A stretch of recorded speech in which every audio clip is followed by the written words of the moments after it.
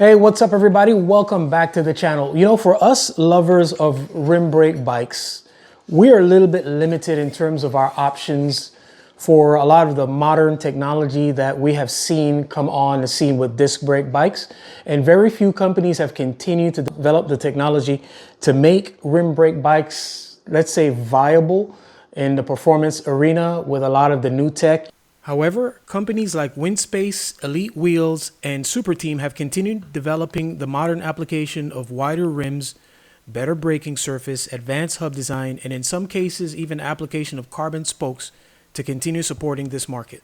But I was very excited last year when a couple manufacturers approached me and offered to send out what they were doing with rim brakes for me to trial on the channel. And Winspace was one of those who had offered to send out this really nice set of Hyper 23s. Well, I had a failure with them, or I had a pre-failure with them, which I documented on the channel. I'll post a link to that video so that you can see what happened. Basically, there was an intermittent pulsing that I was feeling from the rear brake, but because the pulsing was intermittent and I was doing a rotation with other bikes, I didn't pay a lot of attention to it. I had a bike tune-up in which one of the mechanics called me over and he showed me that there was a little bit of a bulge, like a protrusion on the sidewall of the wheels, and then that made me pay closer attention to it. I disassembled the wheels and I checked them for structural integrity, and I found out that there was a soft spot that I've got marked right here. It's like this part right here is clearly thinner. I mean, I can really bend this back. I can really push it in right here. And then here, I can see where this part is thicker. I can't really budge that. I can't make that part move. And at that point, I decided to stop riding the wheels, contacted Winspace. We talked about it back and forth. They apologized and they were great about their support in trying to accommodate me and find out what was going on. We don't know if it's just this wheel, or we didn't know at the time if it was just this wheel, or if it was a greater or bigger problem that they had.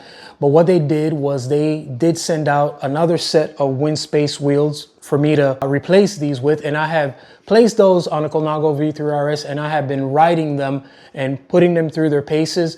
Many people have asked me about an update on what's been going on with the wheels. And this video is to let you guys know that Winspace has been great in their response, in our communication.